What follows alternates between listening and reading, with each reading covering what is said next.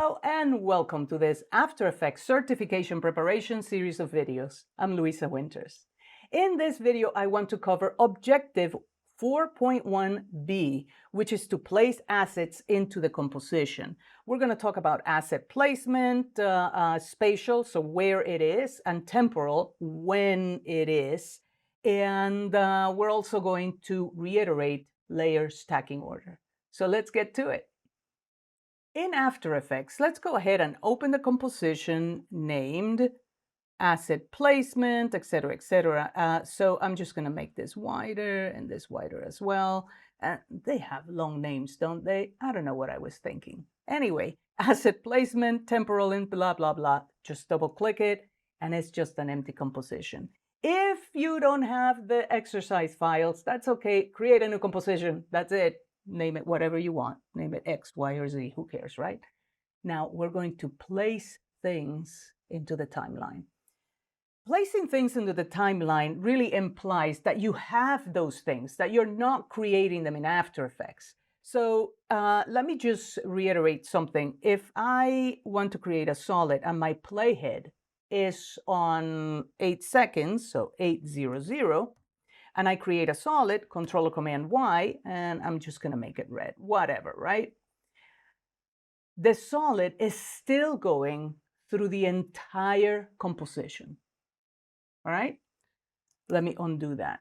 If I want to create something different, so layer, new, shape, layer, it goes onto the entire composition, right? Let me undo that. If I even draw that shape layer, it goes through the entire composition, right?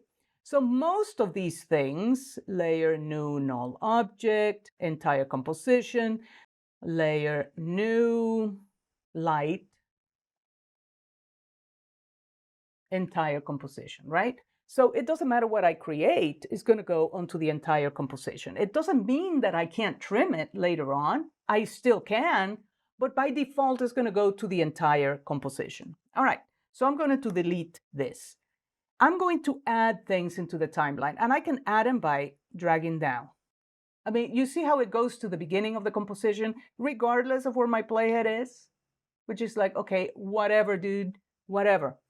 If I want something to go to where the playhead is, so I say I want for the layer to start where the playhead is, and say I want it to be exactly at 8 seconds, type 800, drag down, and then drag to the right. Do you see that little place, that little playhead? As you move it to the right, press and hold the Shift key. It snaps to the current position of the playhead, and then release the mouse button and then the Shift key. And now that layer starts exactly at 8 seconds. So I'm using the playhead to help me position things in time. All right, so here we go. I'm going to delete that. Let's say I add all of these things to the timeline, and I want all of them to start at 8 seconds, but I forgot to drag to the right. That's perfectly fine. With all of them selected, and they are, press the left square bracket. Boom, done. Do you see how all of them now start where the playhead is? And I can move the playhead to a different place and boom, left square bracket.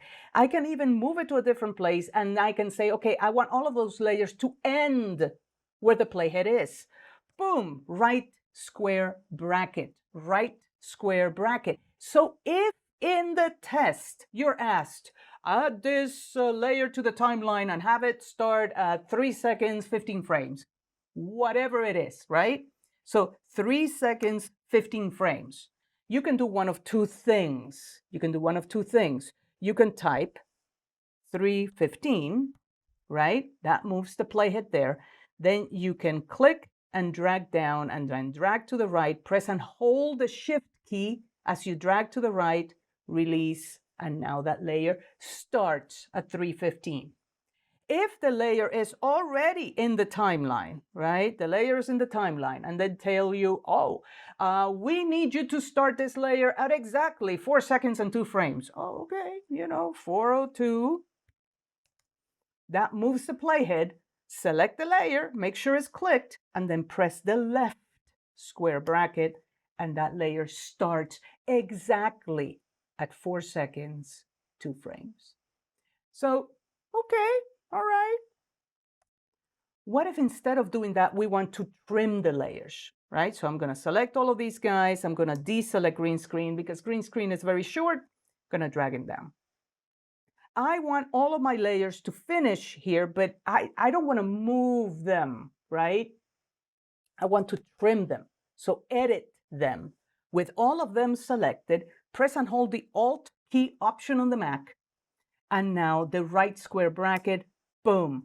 I didn't move a thing. All I did was trim the layers, trim them so that they end there. See, nothingness here, layers, nothingness, layers. In fact, when we were doing this, the film strip effect, that's how we did it. So anyway, you can trim the beginning, all of them selected, Alt, Option, right? Left square bracket, and now they start and end, all of them like yay. All right? Other things that you can do, for example, if you have the layer already in the timeline, you can double click it and it opens in the layer panel. You can move this little playhead here, right? And you can say, oh, you know what? I would want for that layer to start here. See that in bracket, set in point, and I want it to end here. Boom, set out point. And now the layer is trimmed in the timeline, but it's still starting at the beginning. I want it to start here. Select it and press the left square bracket. See it? So you can position things time-wise in the timeline however you want. So temporal, done.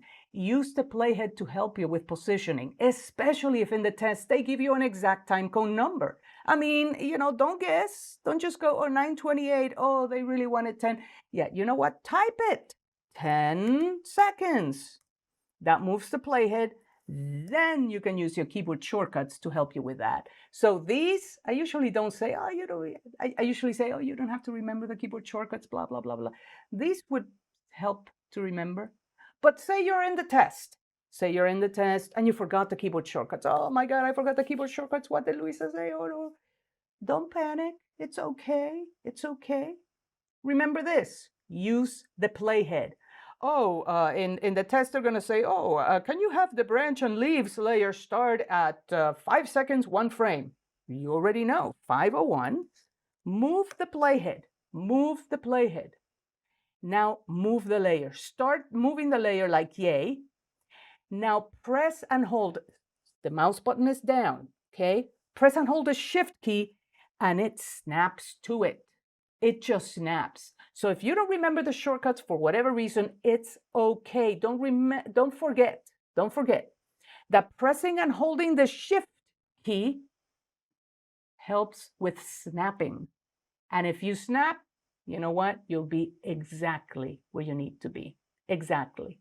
All right, so don't forget those things. All right, back to the composition panel here. All right, so layer, composition. Let's add some things to the right. I can actually drag him here. And if I don't release the mouse button, as I am positioning that layer in the comp panel here, it snaps. Say I want it here. Now I move it, it's no longer snapping, all right? So if you need help with the positioning, don't forget that you can have rulers and you can drag guides out of the rulers. And I know I'm just randomly doing this, and let's just say I'll do this, whatever, right? I can now drag this and it's going to snap. It's going to snap.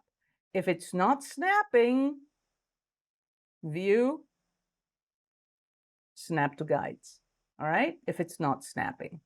All right, so make sure that you have those things set the way that you need. So in this video, we have seen how we can position things temporally in the timeline. So we can start a layer whatever we needed to start. We can trim the layer, whatever we needed to be trimmed, and we can also position things in the comp panel. So in spatial, in X and Y coordinates, whatever we want, and we can use the aid of grids and guides to let us do that.